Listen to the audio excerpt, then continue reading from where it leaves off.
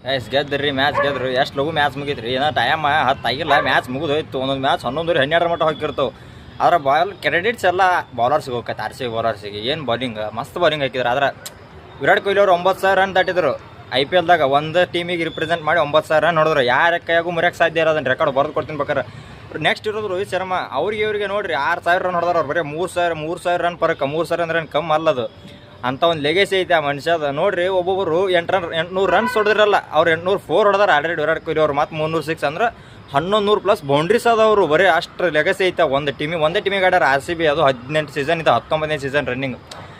ದೇವದತ್ ಪಡಿಕಲ್ ಬಗ್ಗೆ ಹೇಳ್ಬೇಕಂದ್ರೆ ಏನು ಈ ವರ್ಷ ದೇವದತ್ ಪಡಿಕಲ್ ಕೊಹ್ಲಿ ಜೊತೆ ಆಡಕತ್ರ ಕ್ರಿಸ್ಗೆಲ್ಲ ಬಂದಾರ ಅನ್ಸ್ಬಿಡ್ತತ್ತೆ. ಆ ನಮನಿ ಆಡ್ತಾರೆ. ಇನ್ನು ರಜತ್ ಪಡಿದಾರ್ ಬಗ್ಗೆ ಹೇಳಕತ್ರ ಅವ್ರು AV de Villiers ಬಂದಾರ ಅನ್ಸತ್ತಾರೆ. ಇವತ್ತು ಬ್ಯಾಟಿಂಗ್ ಸಿಗಲಿಲ್ಲ ರೀ ರಜತ್ ಪಡಿದಾರಿಗೆ. ಹೇಳ್ಬೇಕಂದ್ರೆ ಏನು 70 ರನ್ ಎಲ್ಲಿ ಆ ಕಾಂಚಿ ಪಿಂಚಿ 70 ರನ್ ಇವರ ಹೊಡೆದು ಹೋಗ್ಬಿಟ್ರು ಬಾಡ ಬಂದೆ ಅಂತ ಬ್ಯಾಟಿಂಗ್ ಬೌಲಿಂಗ್ RCB ಟೀಮಿಂದ.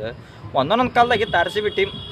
ಯೋಚನೆ ಮಾಡಕತ್ರ ಹೆಂಗೆ ಅನಿಸ್ತೈತಿ. 200 ಹೊಡಿತಿದ್ರು RCB ಬ್ಯಾಟ್ಸ್ಮನ್ಗಳು. ಅವ್ರು 16 ಹೊಡಿ ಹೊಡ್ಸ್ಕೊಂಡು ಹೋಗ್ಬಿಟ್ಟಿದ್ರು ಬಾಲರ್ಗಳು. ಅಂಥ ಟೀಮ್ ಇತ್ತು ನಮ್ದು. ಆದ್ರೆ ಈಗ ನೋಡ್ರಿ ಬಾಲರ್ಗಳು 100 ರನ್ ದಾಡಕ್ಕೆ ಕೊಡೋವಲ್ರಿ. ಬ್ಯಾಟ್ಸ್ಮನ್ಗಳಿಗೆ ಅಪೋಸಿಟ್ ಬ್ಯಾಟ್ಸ್ಮನ್ಗಳು ಹೊಡೆಯವಲ್ರಿ. RCB ಬ್ಯಾಟಿಂಗ್ ಮಾತ್ರ ಚಿಂದಿ, ಬೌಲಿಂಗ್ ಚಿಂದಿ, ಟೀಮೇ ಚಿಂದಿ ಅಂತ ಹೇಳ್ಬೇಕು. ಹಂಗೈತಿ ಟೀಮ್, ಏನು ಮಾಡಕ್ಕೆ ಬರಲ್ಲ. ಅದರ ಕ್ರೆಡಿಟ್ಸ್ ಎಲ್ಲ ಬಾಲರಿಗೆ ಹೋಗ್ಬೇಕು. ಎಲ್ಲರೂ ಎಫರ್ಟ್ ಆಗ್ಯಾರ. ಟೀಮ್ ಎಫರ್ಟ್ ಐತಿ. ಪ್ರತಿ ಮ್ಯಾಚು ಒಬ್ಬೊಬ್ಬರು ಮ್ಯಾನ್ ಆಫ್ ದಿ ಮ್ಯಾಚ್ ಹಾಕತ್ತಾರ. ಮ್ಯಾನ್ ಆಫ್ ದಿ ಮ್ಯಾಚ್ ಮತ್ತು ಅದು ಡಿಫ್ರೆಂಟ್ನೇ ಬರುತ್ತೆ ಪಕ್ಕ. ಅಂಥ ಟೀಮ್ ಆಲ್ ಟೀಮ್ ಎಫರ್ಟ್ ಹಾಕತ್ತಾರ. ಸೈಕ್ RCB ಟೀಮ್. ಜೈ RCB.